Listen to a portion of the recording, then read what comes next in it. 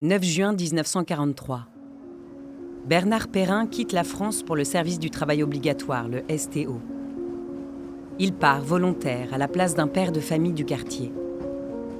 Il ignore qu'il ne reviendra pas et que sa vie va illuminer les ténèbres les plus profondes.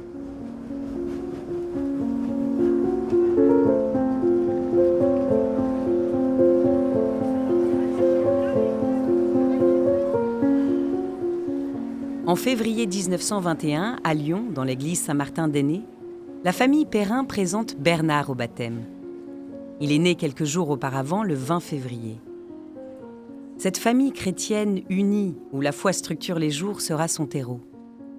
Son père, avocat, est proche de l'archevêque de Lyon, le cardinal Gerlier. Bernard admire profondément cette figure paternelle qui conjugue droiture et charité. Il fait toute sa scolarité chez les Jésuites, sous la direction du père François Varillon, qui l'aide à discerner sa vocation intérieure. Étudiant à l'école de chimie industrielle de l'Université catholique de Lyon, il rejoint le clan routier Albert de Mun.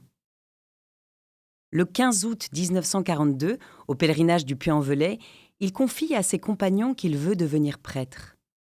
Il fait une retraite et écrit dans une lettre « Je sens bien que le Seigneur travaille mon cœur. Je voudrais me donner entièrement. » Sa vie scout nourrit cette recherche. La route, la prière, le service le façonnent et le préparent à un engagement total. Aussi, apprenant qu'un père de famille est requis au STO, il décide de prendre sa place.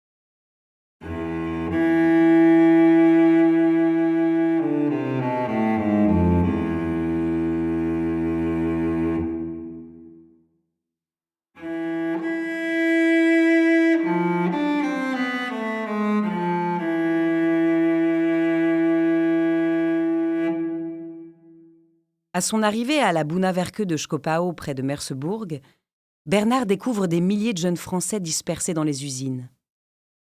Affecté au laboratoire de recherche, il reste simple et attentif. Un compagnon dira « On le voyait passer, le regard ailleurs, mais toujours prêt à rendre service. » Il prend en charge le service d'entraide des travailleurs français. Distribution de vivres, de vêtements envoyés de Lyon, soutien aux familles frappées par les bombardements.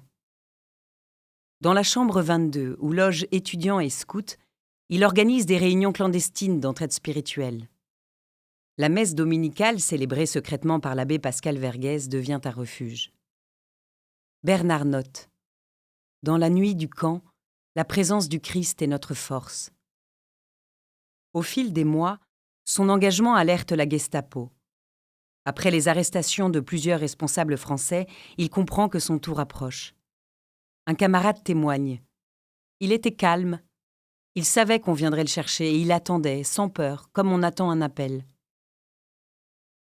Le 18 décembre 1944, il est arrêté à Halle, interrogé violemment, puis envoyé au camp de concentration de Mauthausen. De là, il est transféré vers un groupe de travail forcé, le commando de Gunskirchen. Les survivants racontent qu'en route, au milieu des cadavres abandonnés, Bernard remontait la colonne pour aider les plus faibles.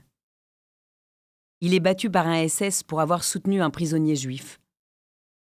Un détenu incroyant dira de lui « Ce garçon de 20 ans fait plus que tous les saints du paradis. » À Gunskirchen, malgré la faim et la maladie, il continue son apostolat. Il console, relève, encourage. Un camarade raconte « Je maudissais tout. Bernard a posé sa main sur mes lèvres. Il m'a rendu la paix. » Le 22 avril 1945, à bout de force, il demande « Porte-moi dehors. Je veux mourir au soleil, face à la France. » Quelques instants avant de partir, il murmure « Merci, mon Dieu. Au revoir, maman. »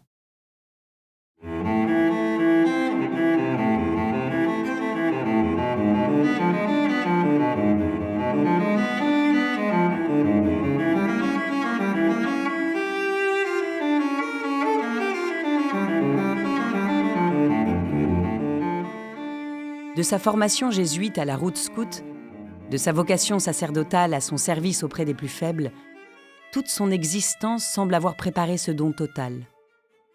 Il a parfaitement incarné la béatitude « Heureux les doux, ils auront la terre promise ». Au milieu de l'enfer, il a ouvert un chemin de douceur, de pardon et de fraternité. L'un de ses compagnons le résume ainsi : « Il m'a appris à espérer quand tout s'effondrait. » En lui, la grâce a pris le visage d'un jeune homme simple, déterminé, dont la foi a éclairé ceux qui l'entouraient jusqu'au dernier souffle.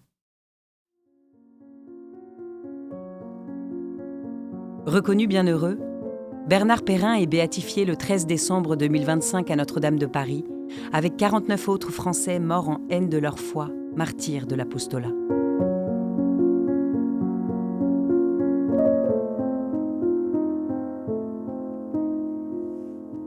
Une production du diocèse de Paris.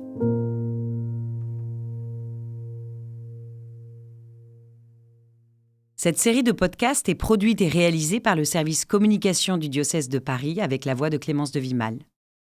Cet épisode a été écrit par le père Xavier de Verschère, aumônier général des Scouts et Guides de France, à partir de l'ouvrage de Monseigneur Charles Molette, martyr de la résistance spirituelle, aux éditions François-Xavier de Guibert. L'enregistrement, le montage et le mixage ont été réalisés par Cyprien Truchot et Damien Morand.